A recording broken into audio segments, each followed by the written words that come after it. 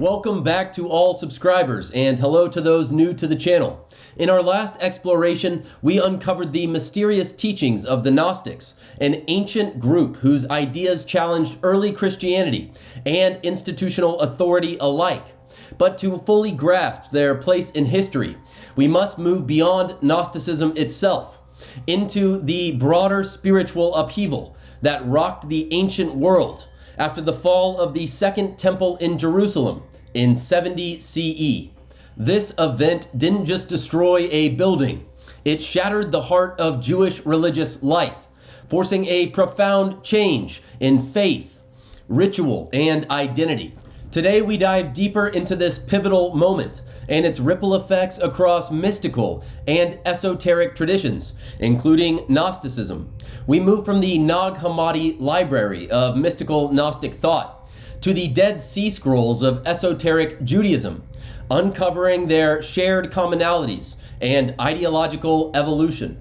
The Dead Sea Scrolls, though rooted in a distinct Jewish sectarian tradition, are broadly concurrent with the rise of Gnostic practice in that both reflect a shared Second Temple era climate of esoteric teaching, dualistic cosmology, and the belief that salvation comes through access to hidden or divinely revealed knowledge. This parallel with emerging Gnostic thought underscores how the Dead Sea Scrolls belong to a wider religious and philosophical movement in which secret wisdom, apocalyptic expectation, and symbolic interpretation of Scripture were central currents. Like the Gnostic text found at Nag Hammadi, the Dead Sea Scrolls open a window into a world where diverse Jewish and early Christian groups preserved secretive and alternative teachings.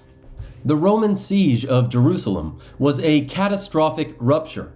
Centuries-old practices centered around the temple's sacred rhythms, its sacrifices, festivals, and priestly duties came to an abrupt halt. Sacred scrolls, possibly containing esoteric knowledge, ritual laws, and priestly instructions, were lost or hidden. The Temple Scroll, the longest of the Dead Sea Scrolls, discovered decades ago near Qumran, offers a tantalizing glimpse of an alternative vision of sacred order, one that may have stood in contrast to the official priestly traditions in Jerusalem. When the Roman general Titus besieged Jerusalem in 70 CE, the city's fate was sealed. The Second Temple, the very heart of Jewish worship, was engulfed in flames. As historian Josephus records, when the city was taken, the temple was set on fire and was burnt to the ground. The sanctuary was destroyed, and the sacred vessels carried off. This catastrophic event was not only a physical destruction, but a profound spiritual rupture. Scholar Baruch Levine explains, the destruction of the temple shattered the centralized cultic system, forcing Judaism to reinvent itself through rabbinic traditions and textual study. These texts were not mere documents.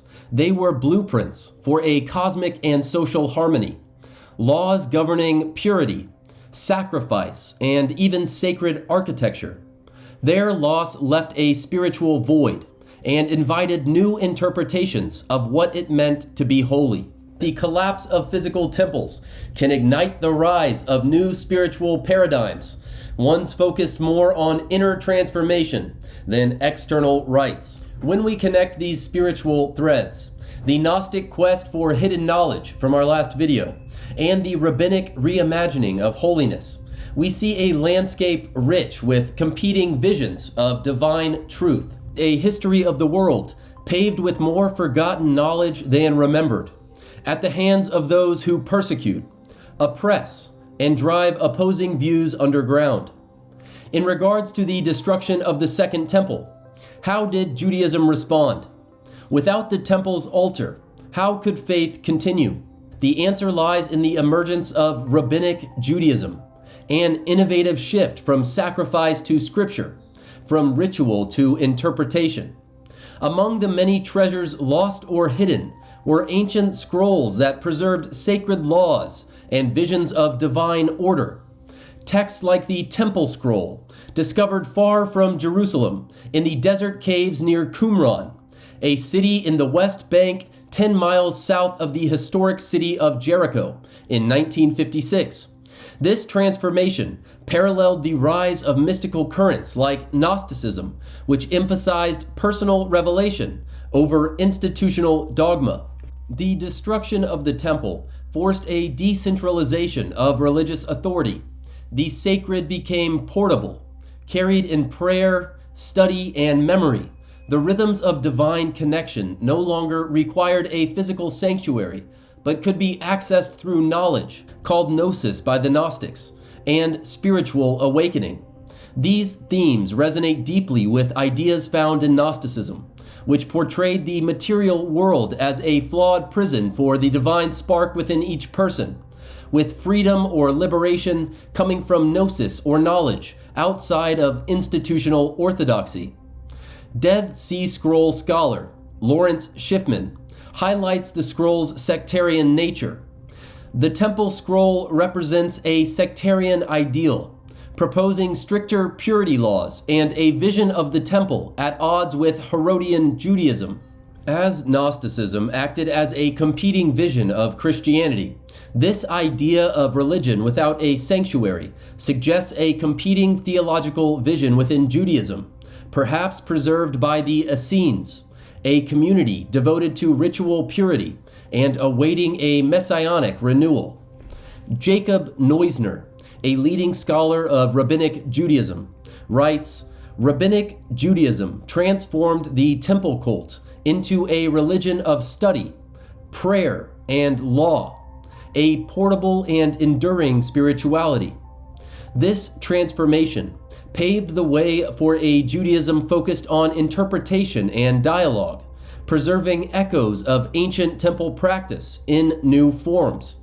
These currents have flowed through history, shaping esoteric traditions from Kabbalah to Hermeticism, and even influencing modern spiritual seekers who question the authority of institutions in favor of personal experience." The discoveries of the Dead Sea Scrolls in 1947 near Qumran and the Nag Hammadi Library in 1945 in Upper Egypt together revolutionized the study of ancient religious thought by revealing entire bodies of literature previously unknown or known only through hostile secondary sources. While the Dead Sea Scrolls represent the apocalyptic, sectarian, and esoteric worldview of a Jewish community in the Second Temple period, concerned with ritual purity, messianic expectation, and cosmic dualism, the Nag Hammadi texts preserve Gnostic treatises from early Christian and Platonic traditions, focused on spiritual liberation through hidden knowledge. Both collections show that the religious landscape of the ancient Mediterranean was far more diverse and contested than Orthodox traditions later allowed, and they demonstrate that secretive groups across Judaism and Christianity developed parallel systems of symbolism, cosmology, and initiation, often framing their teachings as a recovery of primordial truth hidden from the masses. In this age, smaller developing channels play a vital role in supporting one another and preserving the study of these ancient mysteries. By collaborating and sharing insights, we create a community that values depth, scholarship, and curiosity. If you are another creator who delves into the depths of the esoteric, the entheogenic, or the mystical in regards to spirituality or religion, reach out to the email on the screen for a future collaboration. If you haven't seen our last video on Gnosticism, please go watch that now. Join us next time as we explore Hermeticism, a tradition that offers a different but complementary path back to divine understanding. Until then, keep seeking. Thank you for watching. Find more at joinseek.org.